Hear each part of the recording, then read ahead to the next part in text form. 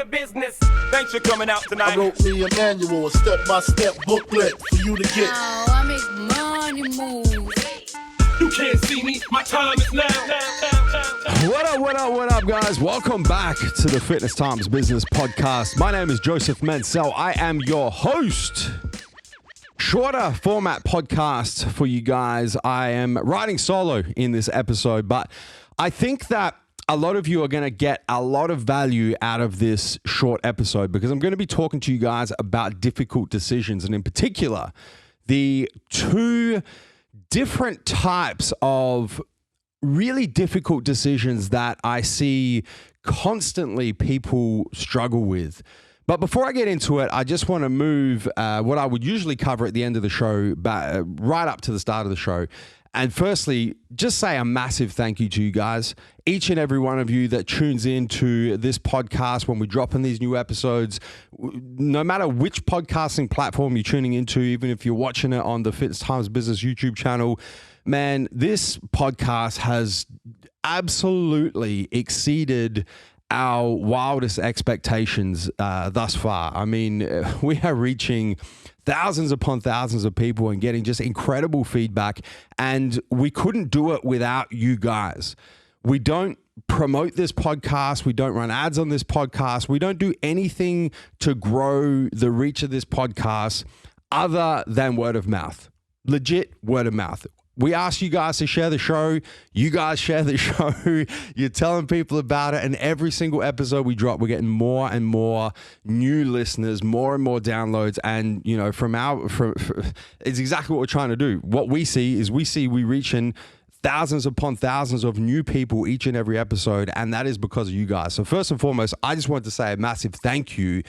And also just remind you guys that if you do take value out of any episode of Fitness Times Business that you tune into, that you do share it. And you can share it person to person.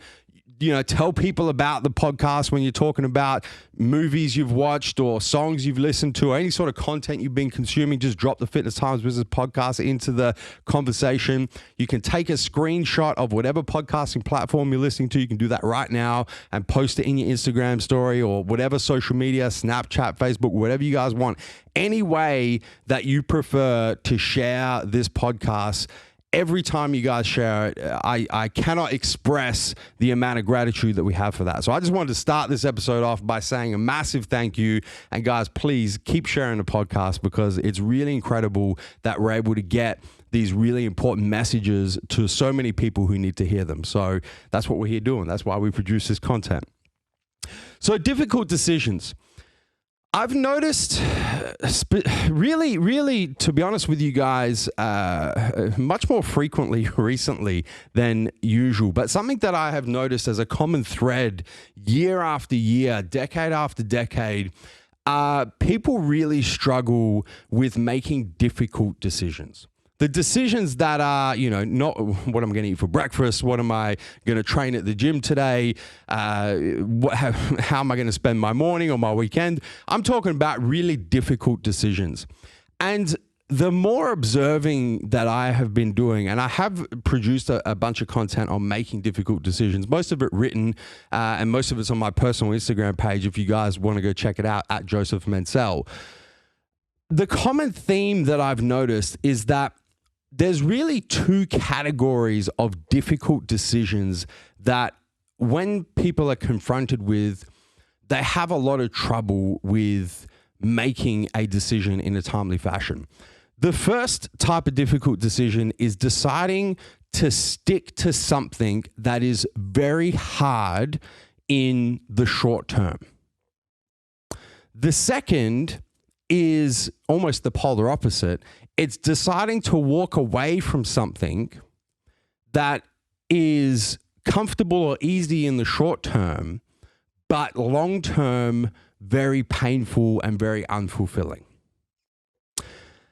And I was thinking about the best way to talk to you guys about different examples of these decisions and how I've seen them play out. And I started going a little bit introspective and thinking about my life and in particular my career journey and the occurrences where these sorts of difficult decisions have come up for me.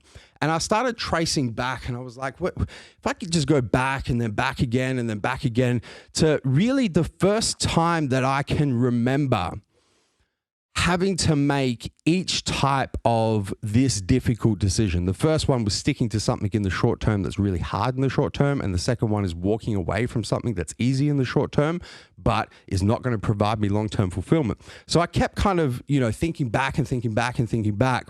And it really brought me to almost the origin story of the MassiveJoes business. And so I think that that's probably the best way to kind of describe and talk to you guys about these different types of difficult decisions and how I personally have had to confront them and what kind of drove my decision-making process at that very early stage at a relatively young age, and how that's kind of set me up to be able to repeat that decision-making process over and over and over again to get me to a point where I really don't struggle with making difficult decisions at all, because I've built, on one hand, the grit and resilience, on the other hand, the courage to be able to make them and face whatever the consequences are of making those decisions. So I'm going to take you guys back. I'm going to take you guys back to the very early days of the MassiveJoes business, early 2000s.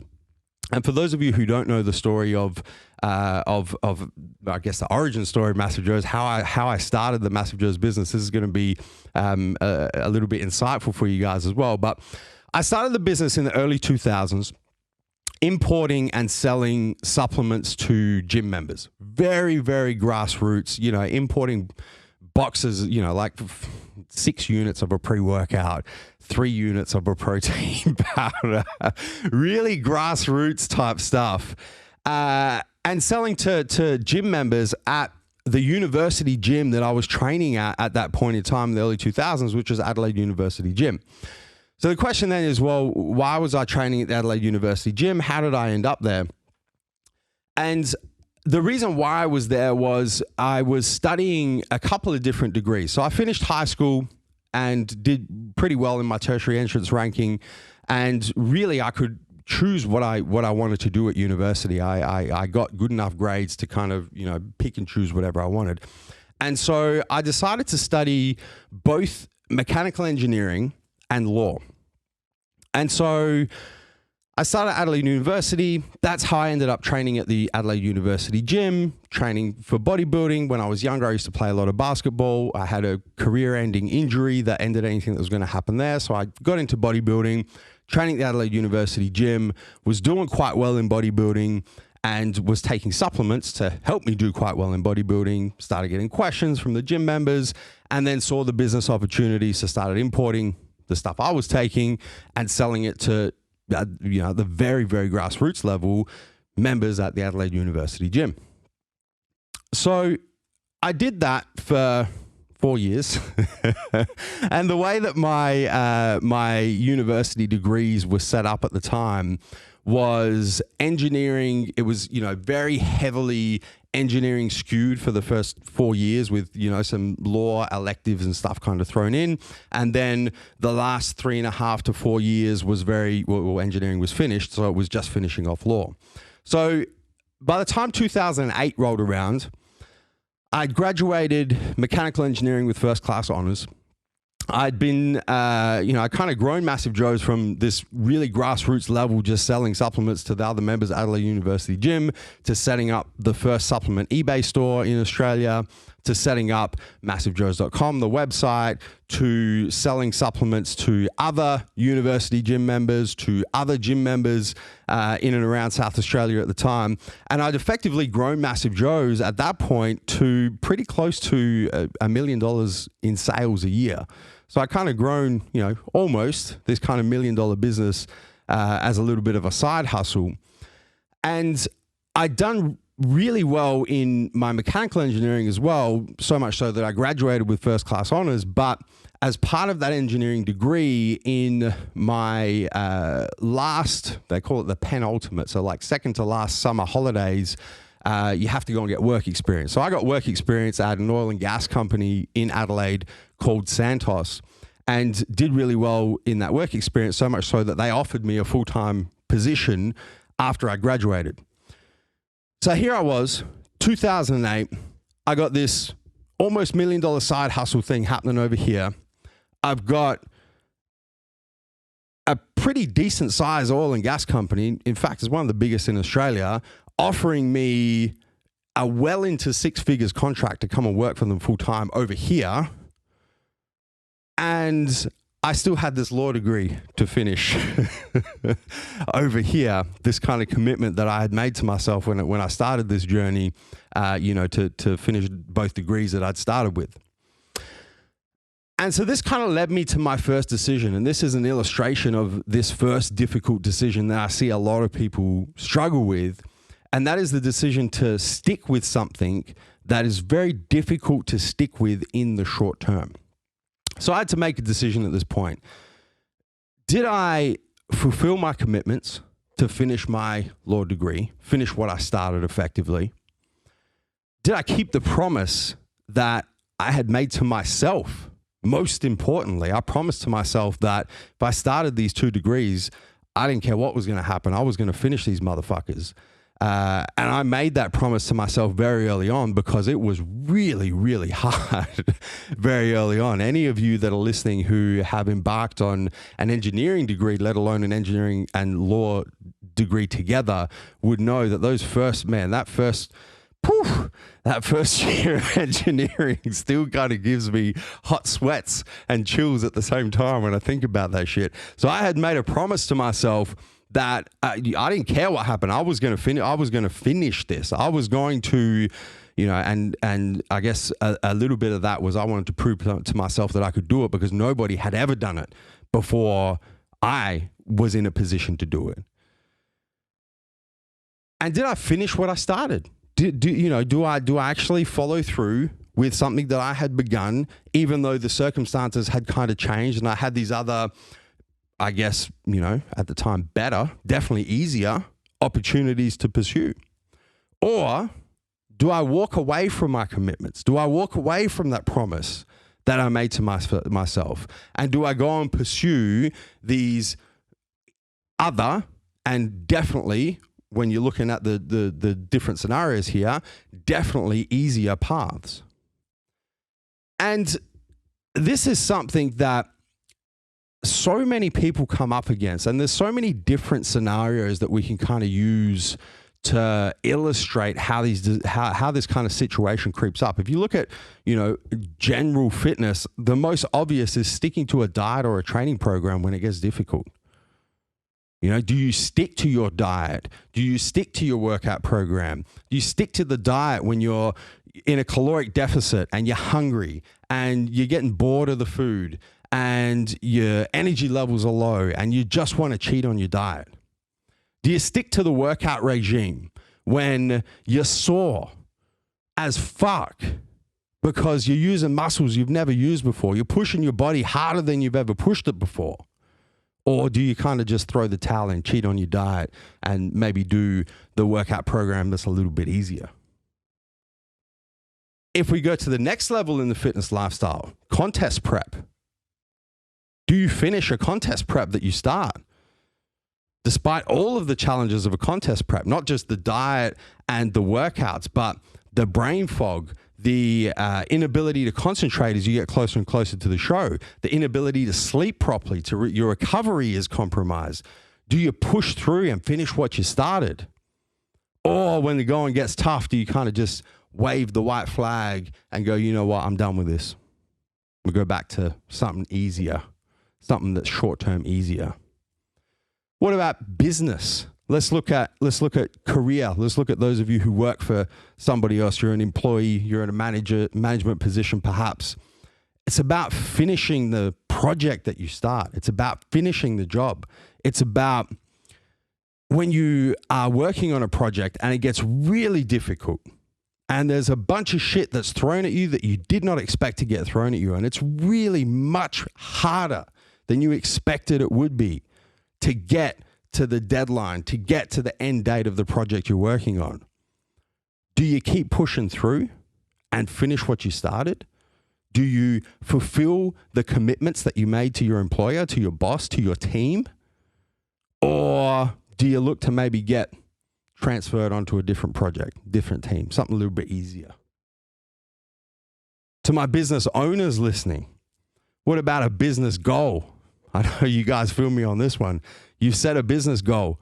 You thought that the path to achieving that goal was going to be pretty straight, pretty linear. And you just keep getting punched in the face. You keep coming up against obstacles that you just did not foresee. Do you keep going? Do you push through and see through what you committed to see through just to see if you can get there with no guarantee of success?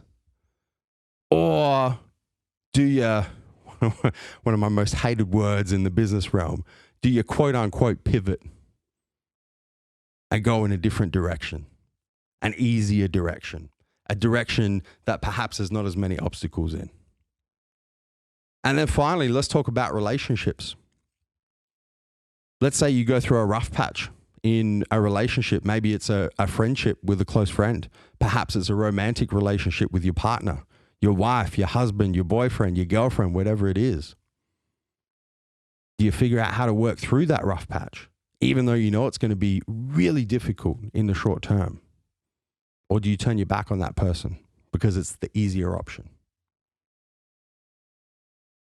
In my scenario, when I had to decide what I was going to do I go and finish my law degree, or do I go and take this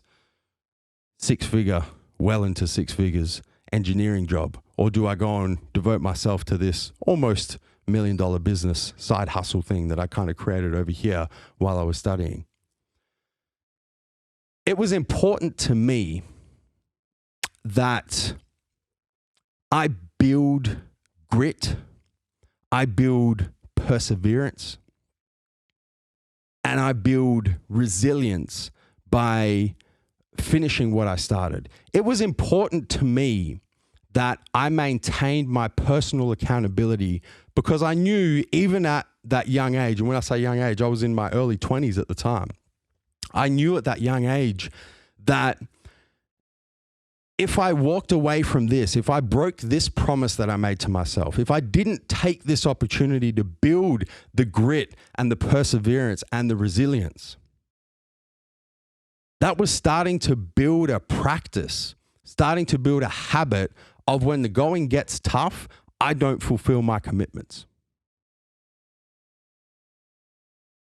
When shit starts to get hard, I look for the easier path.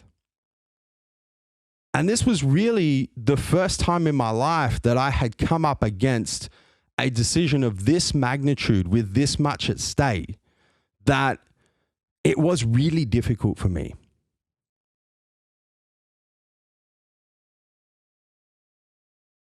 I made the decision to stick with it. I made the decision to finish what I started, to keep the promise I made to myself, to fulfill my commitments, to take the opportunity to build grit, to build resilience, to build perseverance. Because I knew that if I did that, that was setting in motion practices that would then develop into habits that when I come up against really difficult shit, I find a way to get through it. I find a way to fulfill the promises I made to myself, to other people. I find a way to fulfill commitments. And guys, let me tell you, that has served me so well in so many areas of my life, whether it be business, whether it be fitness, whether it be relationships, every area of my life. This initial decision was the catalyst that allowed me to continue making similar decisions, so that I've developed grit, I've developed perseverance, and I've developed resilience that nobody can take away from me.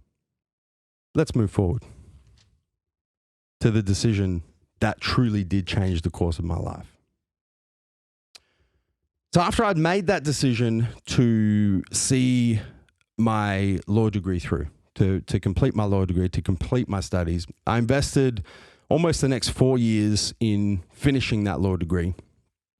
In the part-time, in a part-time context, I did take the job opportunity up with Santos, with the oil and gas company. Obviously, I couldn't do it full time because I was studying at the time, and I was also running this side hustle as well. So I took up a part-time position at Santos and worked just over 3 years in engineering, and then spent 6 months working in the legal department of that company as well. And over that same time period, continued to grow MassiveJoes locally and online. And at the end of 2011, I graduated with first-class honors in law. So now I had 2 first-class honors degrees, one in mechanical engineering, one in law. I'd invested at that point almost 8 years into my professions, becoming an engineer, becoming a lawyer, and, the sort of things that having those 2 professions combined opened doors up to for me to pursue. And I had a lot of different career opportunities that I could have pursued at that point with the work experience that I had, the tertiary education that I had, how well I had done in my tertiary education, having 2 first-class honors degrees. And at the same time, my little side hustle at that point, 2011, 2012, had turned into a multi-million-dollar side hustle. And this leads me to decision number 2. And I say this is the decision that changed the course of my life. And I really mean that. And especially looking back on it now and how those dots are joined, that is 100% truth. And this is an illustration of this second type of difficult decision that I see so many people struggle with. And my observations are this really is the number 1 type of decision that people really struggle with. This is the really fucking hard decision to make. And that is the decision of walking away from something that is easy in the short term to continue with, or comfortable in the short term to continue with. Just let it do its thing, stick by the status quo, do your thing, beautiful. Walking away from that because deep down, you know that it's unfulfilling. You know that it's not going to lead to happiness in the long term. And so the decision that I faced at the end of 2011, start of 2012, having invested so much time and effort and money into the different options for my professions, was do I go and pursue, like, do I continue working in engineering for Santos, who at that point I invested 3.5 years in engineering, half a year in law? Do I go down the path of, at this point, guys, I'd invested almost all of my 20s in getting me to a position where I could go and pursue these different career paths. It made sense that was what I was going to do. I had job offers left, right. I had more than I knew what to do with. It would have been easy for me to continue down that path, easy for me to get return on that investment. Or do I have the courage to turn my back on all of it, regardless of the investment, regardless of the effort, regardless of the time, regardless of the money, and go and pursue what at that time I believed was going to lead to much more fulfillment and much more happiness in the long term, even though in the short term it was going to be really fucking hard. And we can see illustrations of these decisions everywhere we look. If we look at fitness, and let's look at general health and fitness, perhaps it's moving away from an abrasive dieting method that you've been doing for the last 10 years. You've been doing a bro diet for the last 10 years, and it's just not working. It's just making you miserable. Do you move on and try flexible dieting? Do you move on, turn your back on it and try keto dieting? Do you turn your back on an omnivorous diet and go vegan? Or a style of workout that you've been doing for 5 years, 10 years, 15 years. Perhaps you've been training as a bodybuilder and it's just not bringing you fulfillment anymore. It's just not bringing you happiness. Perhaps it's time to turn your back on that and try functional training. Perhaps it's time to try CrossFit style training. Who knows? Perhaps it's time to try yoga, something completely different, regardless of how much time and effort and energy you've invested in that previous style of training or that previous style of dieting. If it's just not working and it's not bringing you fulfillment, it's not bringing you happiness, you got to have the courage to try something else. And let's talk about competing again. Perhaps you've been competing for the last 10 years of your life. Perhaps that's all you've known in the fitness space. You got introduced to fitness within the first 12 months you were on stage, and you've been on stage once or twice a year for the last decade. And now, for whatever reason, it's not bringing you happiness anymore. It's not bringing you fulfillment anymore. It's just not doing it for you anymore. Perhaps it's time to try something else. Maybe it might be a different goal altogether. Maybe it might even be a different competing platform altogether. Perhaps it's time to try powerlifting or strongman, CrossFit, something completely different. Let's look at business. Let's look at career. Perhaps you've invested the last 15 or 20 years of your life in a particular career. And I know there's a bunch of you who are giving this some serious consideration right now, given the times we're living in, given this, what I like to call the great exposure, the exposure pandemic. Perhaps it's time to turn your back on that and try something new. Perhaps it's not bringing you fulfillment. It's not bringing you happiness. Time to close that door and open another one. Business owners, maybe you've been running your business a certain way for so many years, and now it's time to try something different. Perhaps the way that you've been doing things is the way that you've been doing things because it's the way that you've always done them. And now it's just not working anymore. Perhaps it's time to explore different key focuses, different goals, different opportunities that you thought you would never open the door on. But perhaps now it's time to close that door on the old ones and open the door on the new ones. And then finally, relationships. Perhaps that friendship that served you well when you were a teenager, when you were in your early 20s, mid-20s, late 20s, early 30s, whatever it is, perhaps that friendship just isn't serving you well anymore. Perhaps it's not bringing you happiness. Perhaps it's a drain on your energy and your mindset and your positivity. Perhaps it's time to walk away from that friendship. Let's talk about your romantic partner. Let's talk about your wife, your husband, your boyfriend, your girlfriend.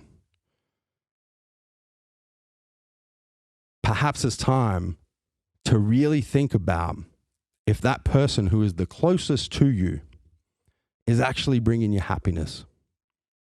Perhaps they did at some point, and perhaps they're not anymore, for whatever reason, for a multitude of reasons most of the time. Perhaps it's time to have the courage, for both of your sakes, to end it and to move on. Back to my difficult decision. Finish my studies. What do I do?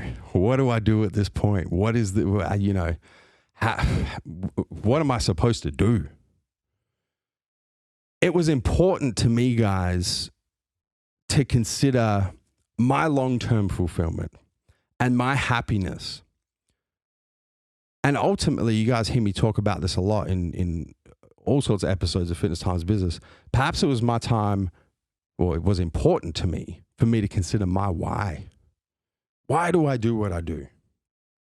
What's really important to me? What's driving my passion? What's driving my interest? What's my why here? Let me dig a little bit deeper. It was important to me to not look at my time and effort and financial investment in my studies and my career up to that point as something that I needed to get a return on. It was important to me to consider that the journey and the lessons that I learned along the way of that journey outweighed any quote unquote loss of time and effort and money invested. I didn't need to get my return on that investment. It was already there. The journey was where the true value was. And I think in those examples that I just gave you guys, you know, all of these are short-term easy to continue with, short-term comfortable to continue with. You know, it's comfortable to stay in that relationship that's not serving you anymore, that's not bringing you happiness, because it's the way it's always been. It's comfortable to continue with the direction of your business because it's what you know best. It's the way you've always done things. It's comfortable to stay in that career that's not bringing you fulfillment, not bringing you happiness, because you've done it for the last fucking 20 years. It's comfortable. It's easy. It's the way things have always been. It's the way things have always been done. It's the way things you know them to be. The way you know things.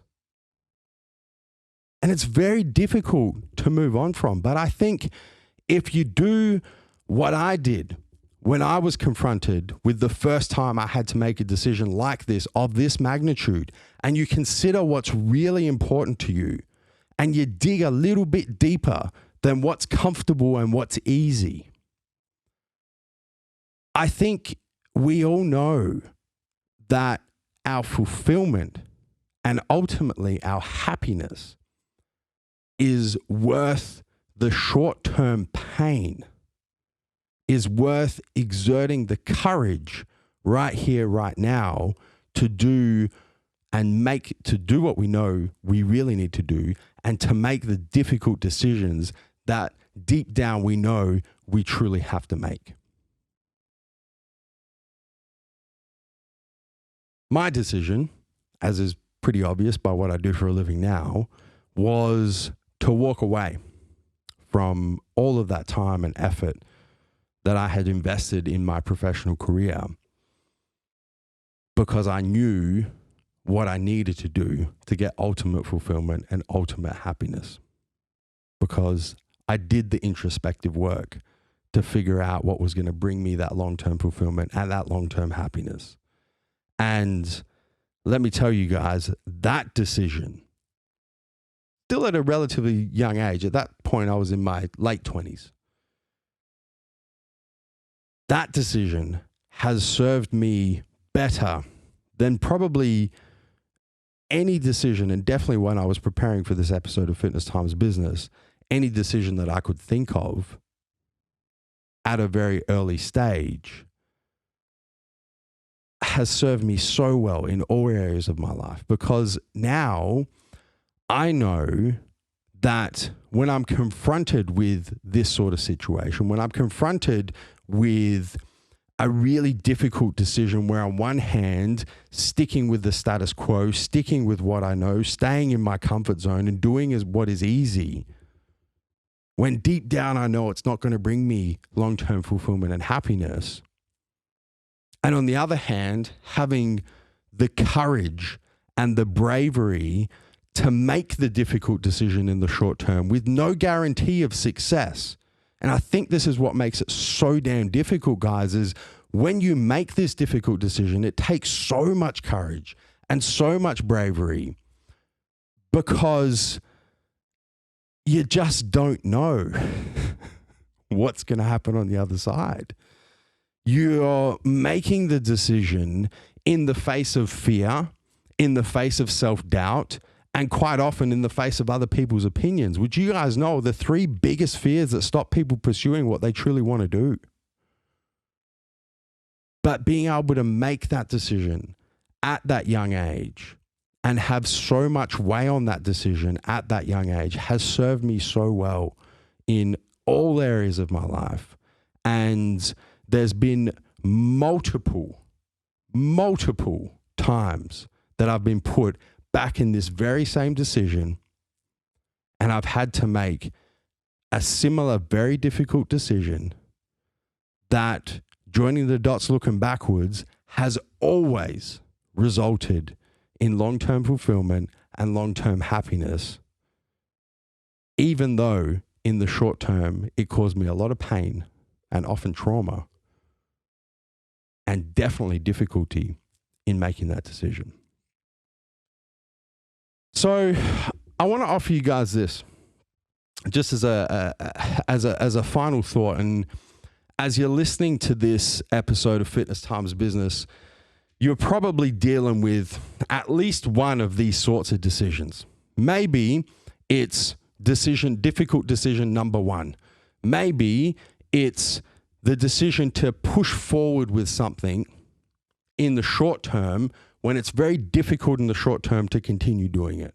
When it would be much easier to change direction because it's just gotten really fucking hard for whatever reason, and you just don't want to fulfill your commitments. You just don't want to keep the promises you made to yourself because it's easy not to.